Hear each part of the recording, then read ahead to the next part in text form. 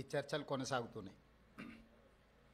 ఈ చర్చల సందర్భంగా అప్పుడప్పుడు ముఖ్యంగా మొన్న మహారాష్ట్ర ఎన్నికల సందర్భంగా పాత్రికేయ మిత్రులు శ్రీ రాహుల్ గాంధీ గారి పత్రికా సమావేశంలో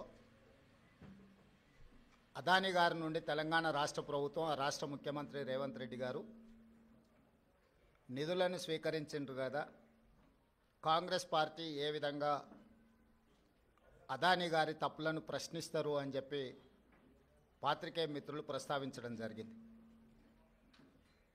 పాత్రికేయ మిత్రులకు చాలా సందర్భాలలో నేను వివరణ ఇచ్చిన, రాహుల్ గాంధీ గారు కూడా విస్పష్టంగా ఒక అంశాన్ని ప్రస్తావించారు. చట్టబద్ధంగా, రాజ్యాంగబద్ధంగా రాష్ట్ర ప్రభుత్వాలు కానీ కేంద్ర ప్రభుత్వాలు కానీ ఏదైనా అంశంలో టెండర్లు పిలిచినా, ఏదైనా అంశంలో పెట్టుబడులు పెట్టడానికి అవకాశాలు కల్పించినా అందరికీ సమానమైన అవకాశాలు, అందరూ పోటీ పడే విధంగా నిబంధనలను తయారు చేసి నిబంధనల మేరకు టెండర్లను నిర్వహించి అందులో ఎవరు ఆ టెండర్లలో రాణిస్తే వాళ్లకు కాంట్రాక్ట్లు ఇవ్వడం కానీ, లేదా ఏదైనా పనులను కేటాయించడం కానీ, ఏదైనా విషయాలతో అదానీనే కాదు, అంబానీ కావచ్చు, టాటా కావచ్చు, బిర్లా కావచ్చు, ఈ దేశంలో ఉండే ఏ సంస్థలకైనా రాజ్యాంగబద్ధమైన రక్షణ ఉంటుంది, వాళ్ళు పెట్టుబడులు పెట్టడానికి అవకాశం ఉంటుందని రాహుల్ గాంధీ గారు వివరించడం జరిగింది. అయినా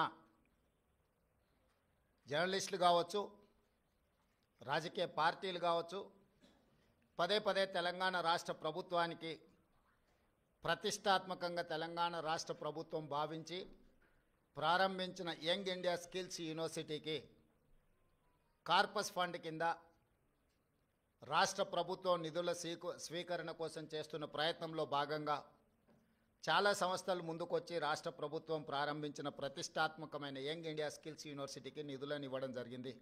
దాంట్లో భాగంగానే అదానీ సంస్థ కూడా 100 కోట్ల రూపాయలను కార్పొరేట్ సోషల్ రెస్పాన్సిబిలిటీ కింద తెలంగాణ రాష్ట్ర ప్రభుత్వం ప్రారంభించిన యంగ్ ఇండియా స్కిల్స్ యూనివర్సిటీకి ఇస్తాము అని చెప్పి ఆమోద లేఖ ఇవ్వడం జరిగింది. ఈ అంశాన్ని ప్రస్తావించడం ద్వారా అదేదో అదానీ గ్రూప్ తెలంగాణ రాష్ట్ర ప్రభుత్వానికో ముఖ్యమంత్రి గారికో అప్పనంగా 100 కోట్ల రూపాయలు ఇచ్చినట్టుగా అనవసరమైన చర్చలకు రాద్ధాంతానికి తావిస్తున్నది. వాస్తవంగా ఇన్కమ్ ట్యాక్స్ క్లియరెన్స్ లేకపోవడం వల్ల ఇన్కమ్ ట్యాక్స్ నుంచి మినహాయింపు తీసుకోవడానికి రాష్ట్ర ప్రభుత్వం చేస్తున్న ప్రయత్నము నిన్న మొన్ననే 80B కింద రాష్ట్ర ప్రభుత్వానికి యంగ్ ఇండియా స్కిల్స్ యూనివర్సిటీకి అనుమతి ఇవ్వడం జరిగింది. ఇప్పటి వరకు ఏ సంస్థ నుంచి కూడా తెలంగాణ రాష్ట్ర ప్రభుత్వం తన ఖాతాలోకి ₹1 కూడా తీసుకోలేదు, ఇంక్లూడింగ్ అదానీ. అయితే అనవసరమైన చర్చలలో తెలంగాణ ప్రతిష్ట కానీ, వ్యక్తిగతంగా నా గురించి చర్చ జరగడం,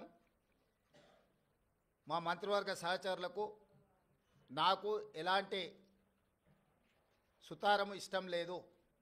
అందుకే స్పష్టంగా నిన్ననే రాష్ట్ర ప్రభుత్వం తరఫున అదానీ గ్రూప్ ఆఫ్ కంపెనీస్కి మా అధికారి జయేష్ రంజన్ ద్వారా లేఖ రాయడం జరిగింది.